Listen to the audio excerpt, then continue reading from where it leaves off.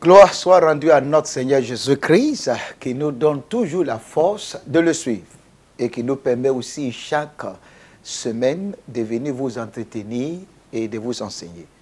Nous continuons de bénir le Seigneur pour tous ceux qui nous ont apporté les questions et certaines personnes qui veulent des éclairages sur certaines choses qui ont été enseignées.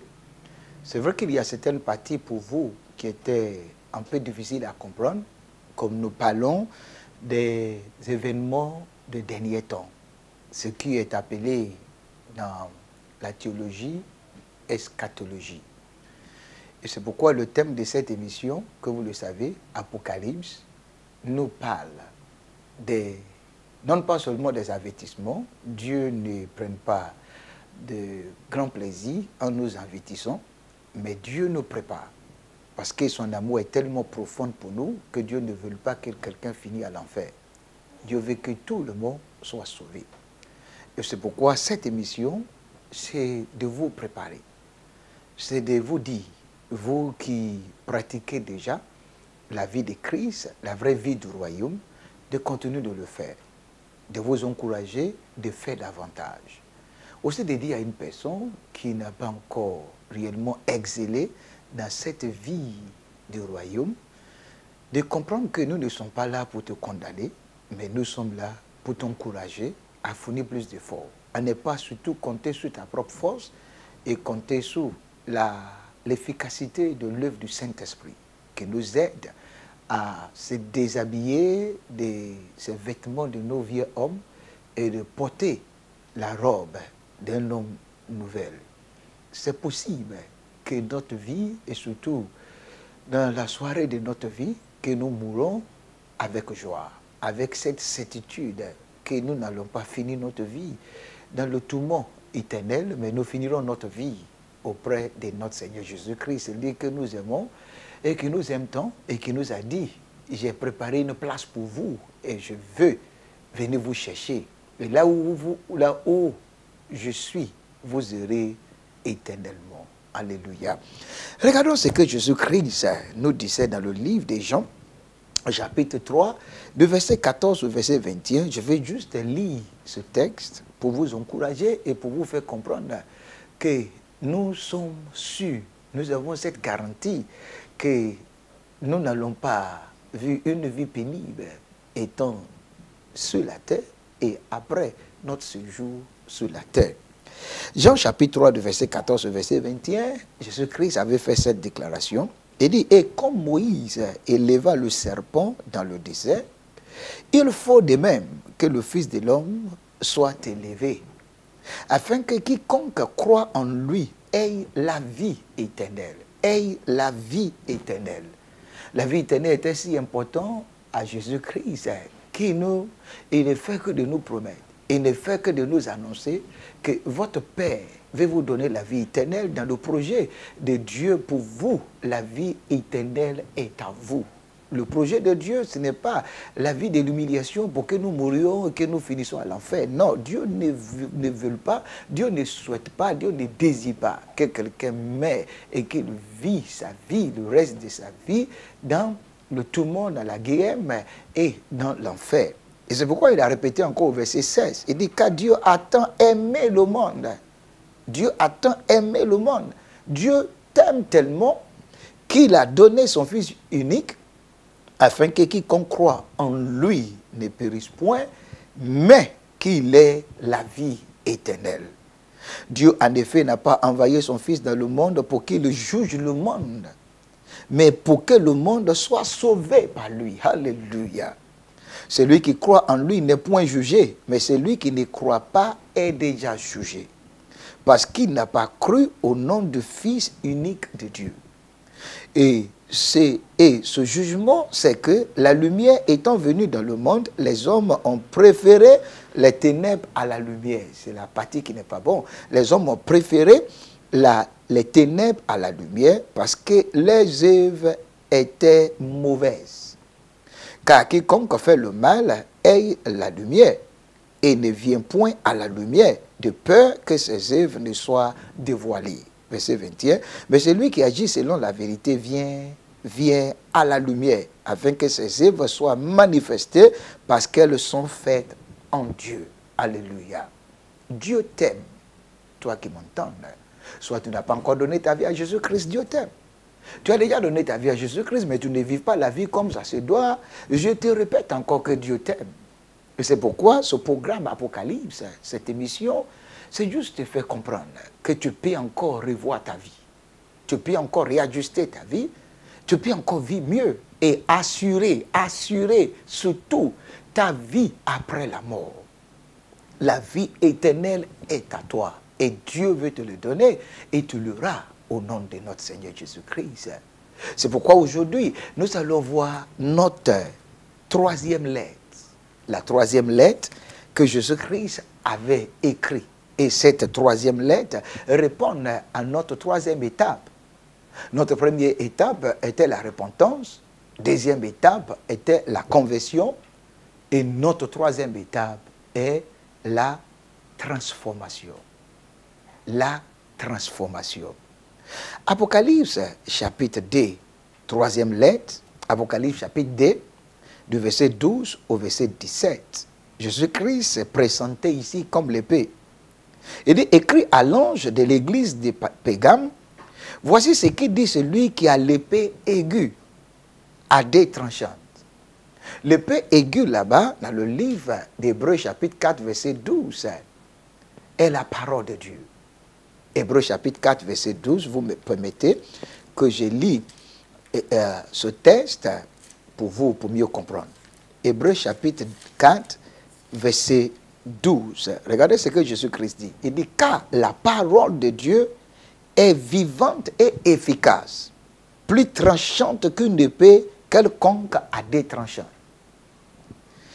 pénétrant jusqu'à partager âme et esprit, jointure et moelle, et elle juge les sentiments et les pensées du cœur.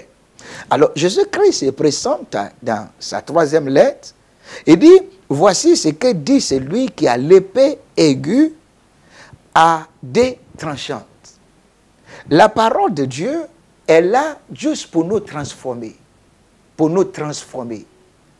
Et c'est pourquoi l'apôtre Paul dit dans le livre de Romains chapitre 12, au sujet de la transformation, à Romains chapitre 12, du verset 1 au verset 2.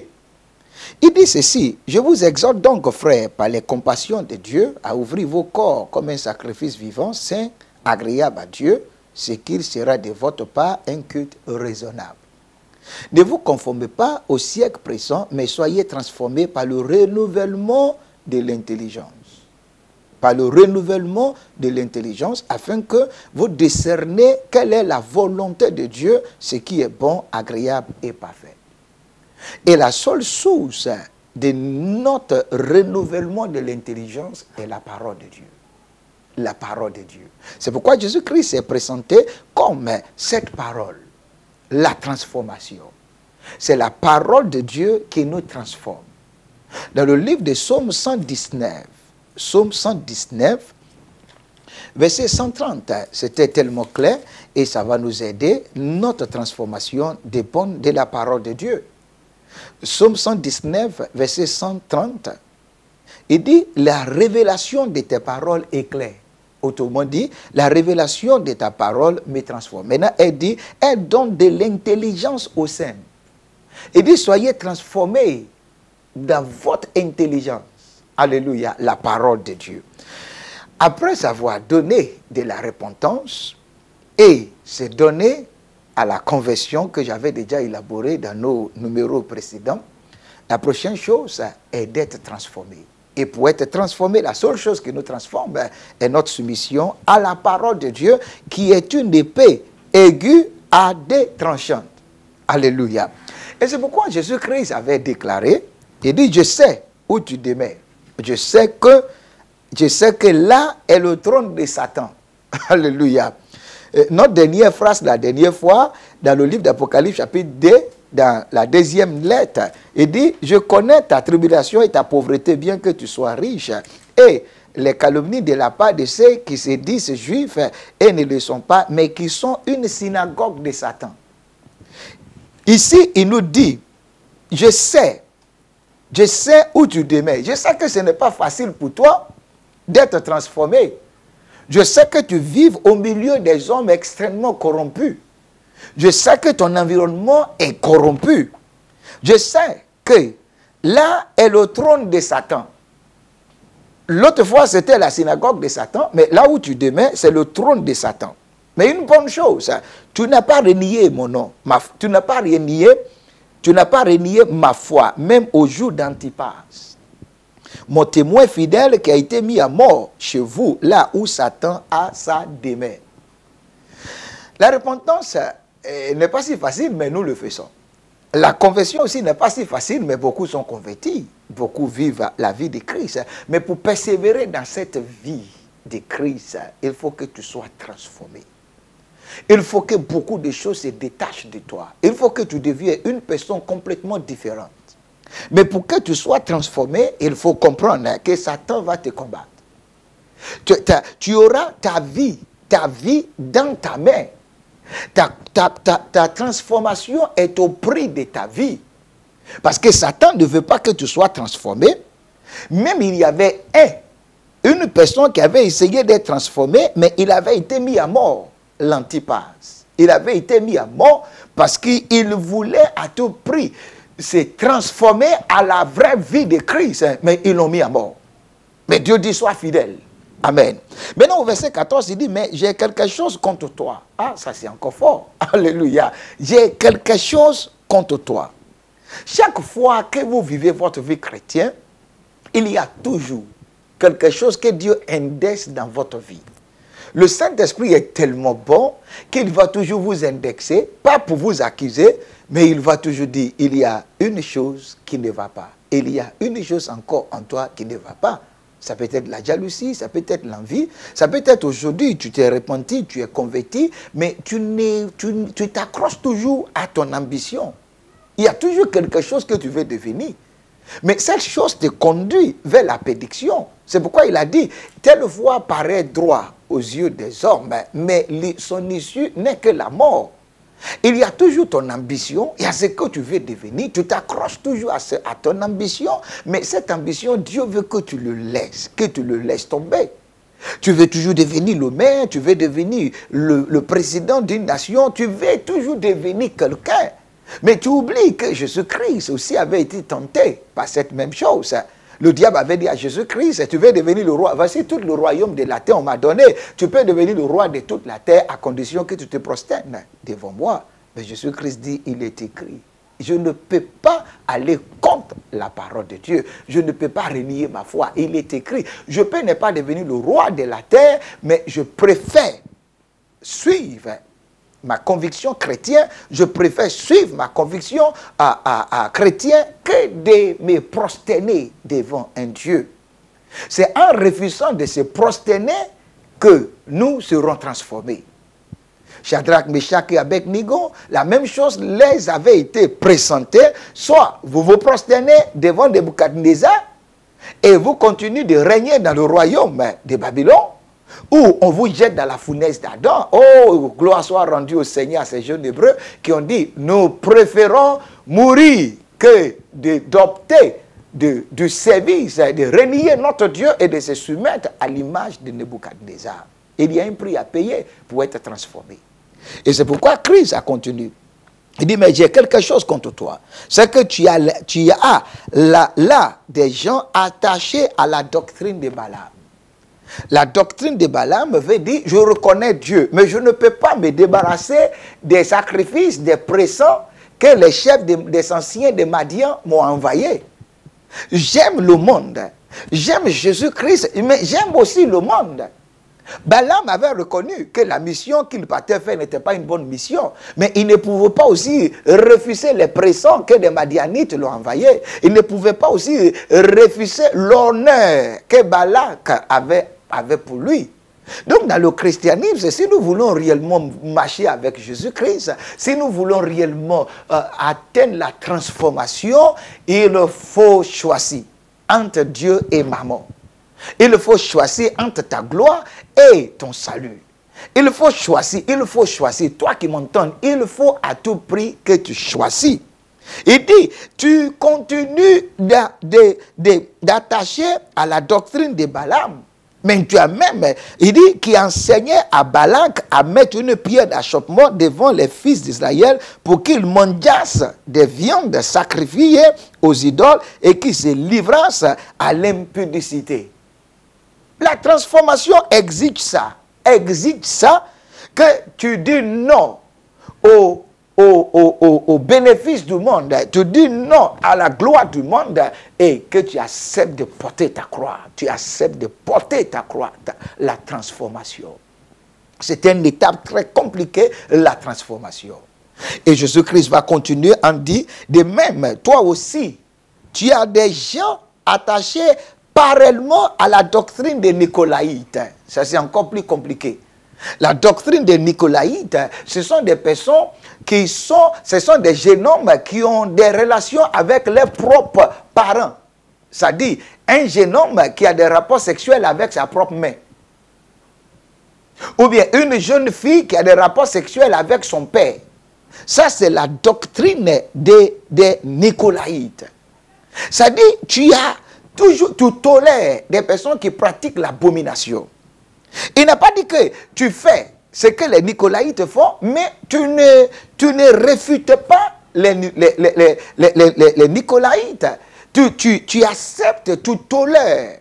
De la même manière, aujourd'hui, il y a des chrétiens qui continuent de marcher avec des gens qui sont abominables. Tu ne peux pas être une lumière et tu continues d'être à l'aise dans les ténèbres.